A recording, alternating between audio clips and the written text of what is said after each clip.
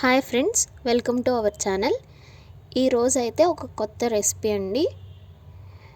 రొయ్య పొట్టు, ఎండి రొయ్య పొట్టు. ఇది ఎంతమందికి తెలుసో కొంచెం కామెంట్ చేయండి.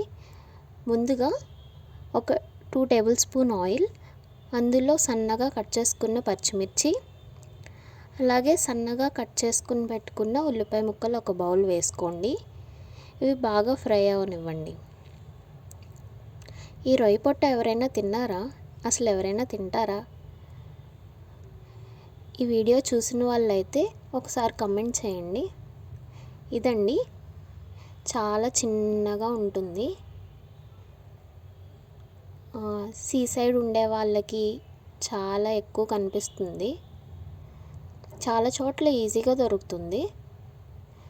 ముందుగా ఈ రొయ్య పొట్టుని ఆయిల్లో వేసుకుని ఒక 2-3 టైమ్స్ బాగా వాష్ చేసుకుని ఇలా పక్కన పెట్టుకోండి. ఈలోపు ఇవి బాగా ఫ్రై అయ్యాయి కదండి, అందులో ఈ వాష్ చేసుకున్న ఈ పొట్టుని వేసేసుకోండి. ఒకసారి మిక్స్ చేసుకోండి. మొత్తం బాగా కలుపుకోండి. బాగా కలుపుకున్న దానిలో ఒక 1/2 స్పూన్ పసుపు, 1/2 స్పూన్ ఉప్పు, 1 స్పూన్ కారం వేసుకోండి. ఇవి సీ ఫుడ్ కాబట్టి సాల్ట్ కొంచెం తక్కువే పడుతుందండి, మీరు అడ్జస్ట్ చేసుకోండి. ఇది బాగా మిక్స్ చేసుకుని ఒక 1/2 గ్లాస్ వాటర్ కూడా వేసుకుని ఒకసారి బాగా మిక్స్ చేసుకోండి.